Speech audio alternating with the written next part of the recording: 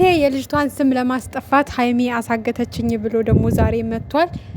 ያው ከዚህ በፊት አፈቅርሻለሁ እያለ ብዙ ችግር ፈጥሯል። ብዙ ነገር ለማድረግ ሞክሯል። እሱ አልሳካለት ሲል ዛሬ ደግሞ በሌላ አይዲያ ወይ ደግሞ በሌላ የእሷን ስም የሚያጠለሽ የእሷን ስም የሚያስጠቁር ነገር ለማድረግ እየሞከረ ነው። ግን አይሳካላችሁም። ያው በተለያየ መንገድ የተለያየ ነገር እያደረጋችሁ ነው። ለጊዜው እናንተ እንግዲህ ተጠቅማችሁ ሊሆን ይችላል። ግን ደግሞ ያው አይሳካላችሁም። ይሄን ነው ልል የምፈልገው።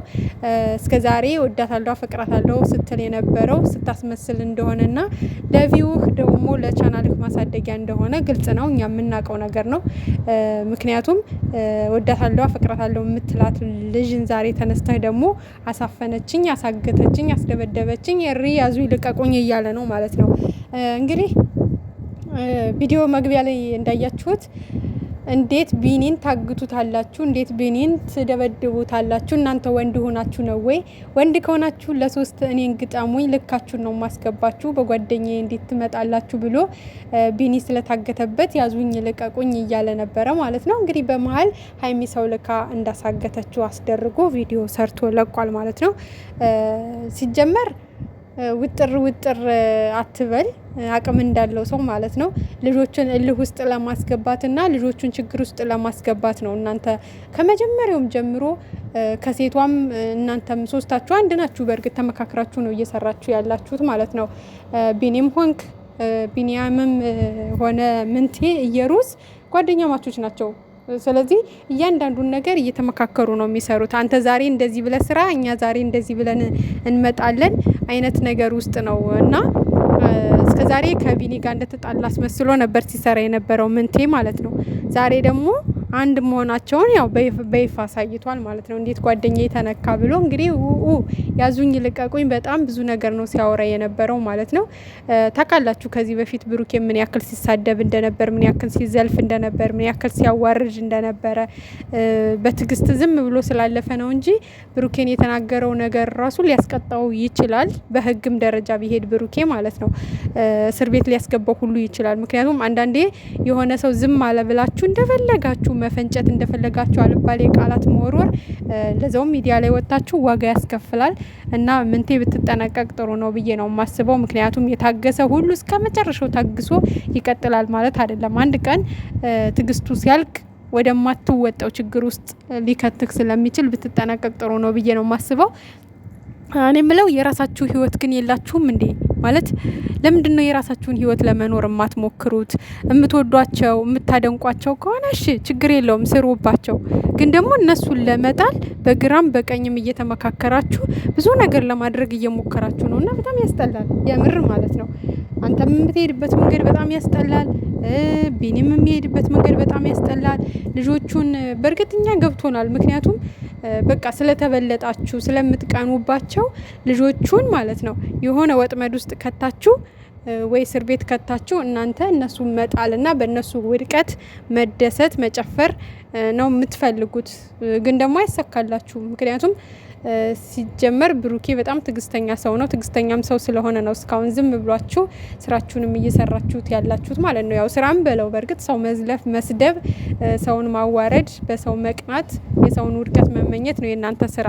እንግዲህ ስራ ከተባለ ማለት ነው። ለማንኛውም አሁንም ቢሆን የብሩኬ ጓደኞች ያው ብንቴ የተናገራችሁን ምንም ትኩረት አትስጡት ብዬ ነው እኔ እንደራሴ የምለው። ምክንያቱም ሆን ብለው እያንዳንዳችሁን ወጥመድ ውስጥ መክተት ነው የሚፈልጉት። እንግዲህ ካልነቃችሁ እየነገርናችሁ ነው። ተጠንቀቁ፣ ራሳችሁን ሆኑ፣ ለራሳችሁ አስቡ፣ በዙሪያችሁ ላሉ ሰዎችም አስቡ። ምክንያቱም በቃ ኮትኩተው ወደ ነገር ከተዋችሁ ወይ ተደባደባችሁ ከነሱ ጋር ከዛ በኋላ እናንተ ልቅምቅም አድርገው እስር ቤት ያስገቧችኋል። አለቀ። በቃላቸውን ተወጡ ማለት ነው። እንግዲህ እነሱ እየተበቀሉ ነው ብዬ ነው የማስበው። ተመካክረው እንግዲህ አጀንዳቸው በሙሉ እናንተን ለመጣል ነው፣ እናንተን እንትን ለማለት ነው እና በጣም ነው የምትገርሙት። ግን ማለት ሰው ለሀገሩ ልጅ ሰው ለሰፈሩ ልጅ በዚህ ልክ ጠላትና ምቀኛ ሆኖ ለመጣል ጉድጓድ መቆፈር በጣም ነው የሚያሳፍረው። በጣም ከምታሳፍሩት ነገር አንደኛው ይሄ ነው። የምሬን ነው የምላችሁና እንዴ ሰው እኮ እነዛ በቃ የሰፈሩ ልጆች ሀገሩ ልጆች ተለውጠው ሀገርን ሲያስጠሩ ይሆናል አይደል ትልቅ ደረጃ ሲደርሱ ተለውጠው ራሳቸውን ችለው በራሳቸው ሲንቀሳቀሱ ማየት እኮ ለእናንተ አሪያ ሊሆን ነበር የሚገባውና ጠቅላላ አንድ አይነት በቃ የራሳችሁ ዝም ብላችሁ ከኋላ የነሱን ስም ለማስጠፋት እነሱን ለመጣል የምትሄዱበት መንገድ በጣም ነው የሚያስጠላው። ምንቴ በተለይ ብትጠነቀቅ ጥሩ ነው ብዬ ነው የማስበው። ምክንያቱም ሀይሚ አንተን በህግ መጠየቅ ትችላለች፣ ብሩኬን በህግ መጠየቅ ይችላል። ምክንያቱም በቂ ማስረጃ አላቸው። አሁን ዛሬ ራሱ በጣም ነው የገረምከኝ።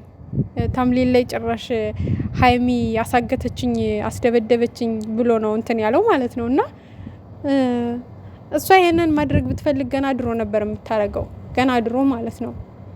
ግን ደግሞ እግዚአብሔርን ብታመሰግኑ ጥሩ ነው። ትዕግስተኛ ልጆች ስለሆኑ በቃ ዝም ባላየ ያለፏችሁ ባልሰማ ያለፏችሁ እስከዛሬ እንግዲህ እንደ ልባችሁ ፈንጭታችኋል። ሲጀመር ደበደበኝም አፈነኝም ያልከው የራስ ጓደኛ ገብቷል። እነሱ እኮ እንደውም ትናንትና ከቢኒ ጋር በግልጽ ነው የመጡት። ምንም ተሸፋፍነው ምናምን አስመስለው አልመጡም። ገባህ? ወንድ ማለት እንዲህ ነው። ስለዚህ ይሄ ያፈንከውም የራስ ጓደኛ ነው። ስለዚህ አታስመስሉ። ማስመሰል ቢበቃችሁ ጥሩ ነው። ከዚህ በላይም ልጆቹ ህይወት ላይ እንደፈለጋችሁ ባትሆኑ ጥሩ ነው። ከዚህ በኋላ ግን ሀይሚም ሆነ ብሩኬ በቃ በህግ ማስቆም ያለባችሁን ነገር ብታስቆሙ ጥሩ ነው ብዬ ነው የማስበው። ምክንያቱም እስከ መቼ የሆነ ነገር እኮ መቆም አለበት አይደል? እንዲህ ሁሌ የእናንተ ስም እየጠፋ እየተዘለፈ ሲሏችሁ አስደበደቡን ይሏችኋል፣ ሲሏችሁ በቃ ዋሻችሁ፣ አስመሳይ ናችሁ፣ ብዙ ነገር ይሳደባሉና በቃ እየተጠቀሙባችሁም እየሰሩባችሁም እየሰደቧችሁም ክብራችሁን ዝቅ እያደረጉም እስከ መቼ?